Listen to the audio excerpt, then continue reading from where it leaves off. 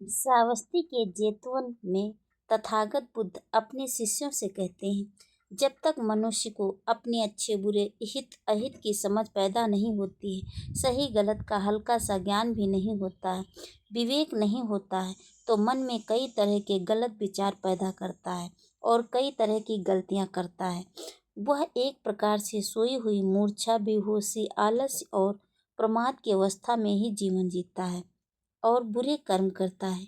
जब वह इन्हीं में से सुख समझता है तब तक भूल करता रहता है, लेकिन जब उन भूलों के बुरे परिणाम भुगतता है तो माथा ठनकता है, गलतियों का एहसास होता है और दोबारा उन्हें नहीं करने का संकल्प लेता है।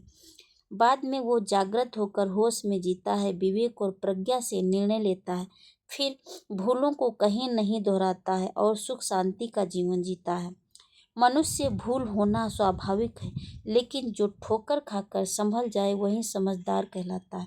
यदि पहले कोई भूल हुई है तो उसके लिए मन में चिंता और आत्मग्लानि की गांठ नहीं बांधे, बल्कि भूल दोहराए नहीं। इसी में कल्याण है। ऐसे काले बादलों की चोट में ढक जाने पर चंद्रमा का उजाला धरती पर नहीं फैलता है, लेकिन जब बादल छट जाते हैं तब चंद्रमा की शीतल छाया चारों ओर फैल जाती है। इसी प्रकार भूलवश किए गलत कामों को छोड़ देने वाला मनुष्य वापस प्रतिष्ठा पा लेता है।